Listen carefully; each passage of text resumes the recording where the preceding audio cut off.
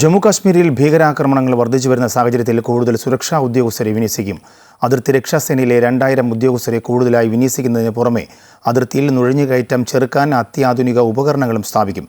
ഒഡീഷയിൽ മാവോയിസ്റ്റ് വിരുദ്ധ പോരാട്ടത്തിൽ ഏർപ്പെട്ടിരുന്ന 2000 BSF ജവാന്മാർക്ക് ജമ്മു കാശ്മീരിലെത്താൻ കേന്ദ്ര സർക്കാർ നിർദ്ദേശം നൽകി. കഴിഞ്ഞ ഒരു മാസത്തിനിടയിൽ ജമ്മു കാശ്മീരിൽ 12 സുരക്ഷാ ഉദ്യോഗസ്ഥരാണ് ഭീകരവാദികളുമായി ഏറ്റുമുട്ടി വീരമൃത്യു വരിച്ചത്. കത്വ, ദ്വാഡ, റിയാസി, ഉധംപൂർ എന്നീ സ്ഥലങ്ങൾ ഉൾപ്പെടുന്ന ജമ്മു മേഖലയിൽ 50 മുതൽ 80ഓളം ഭീകരർ ഒളിച്ചിരിക്കുന്നുണ്ടെന്നാണ് വിവരം. നുഴഞ്ഞുകയറിയ ഭീകരർ പുൽമേടുകളിലും മഞ്ഞുവീഴ്ചയില്ലാത്ത പ്രദേശങ്ങളിലുമാണ് തമ്പടിച്ചിരിക്കുന്നത്. പ്രദേശത്ത് അതിശൈത്യം അനുഭവപ്പെട്ടു തുടങ്ങുന്നതോടെ ഭീകരർ പുറത്തുവരുമെന്നാണ് സുരക്ഷാസേനയുടെ വിലയിരുത്തൽ. രാജ്യത്ത് കടന്ന മുഴുവൻ ഭീകരരെയും ഡിസംബർ പകുതിയോടെ തുടച്ചു നീക്കാൻ കഴിയുമെന്നാണ് സുരക്ഷാസേനയുടെ കണക്കുകൂട്ടൽ. അതിശൈത്യത്തിന് മുമ്പായി സുരക്ഷ കർശനമാക്കുന്നതിന്റെ ഭാഗമായി കൂടിയാണ് BSF ഉദ്യോഗസ്ഥരെ കൂടുതലായി ജമ്മു കാശ്മീരിൽ വിന്യസിക്കുന്നത്.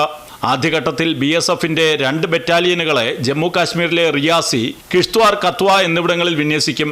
പിന്നാലെ കൂടുതൽ അതിർത്തി രക്ഷാസേന ഉദ്യോഗസ്ഥർ ജമ്മു റീജിയണിൽ എത്തും.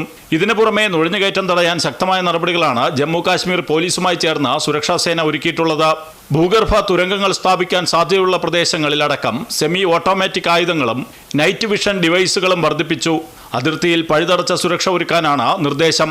ഇതിനു പുറമെ ഭീകരവാദികളെ പ്രതിരോധിക്കാൻ പ്രാദേശിക ഗ്രാമീണരുടെ കൂട്ടായ്മയായ വില്ലേജ് ഡിഫൻസ് ഗ്രൂപ്പിനെ ശക്തിപ്പെടുത്തി ഭീകര സാന്നിധ്യം വേഗം തിരിച്ചറിയാനുള്ള പദ്ധതികളും ജമ്മു കാശ്മീരിൽ ഊർജിതമാക്കിയിട്ടുണ്ട്.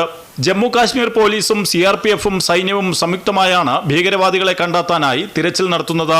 നിയന്ത്രണ രേഖയിൽ നിരീക്ഷണം ശക്തമാക്കിയിട്ടുണ്ട്. കാശ്മീർ താഴ്വരയിലും ജമ്മു മേഖലയിലും സുരക്ഷാസേന അതീവ ജാഗ്രതയാണ് പുലർത്തുന്നത്. അമൃത ന്യൂസ്, ന്യൂഡൽഹി.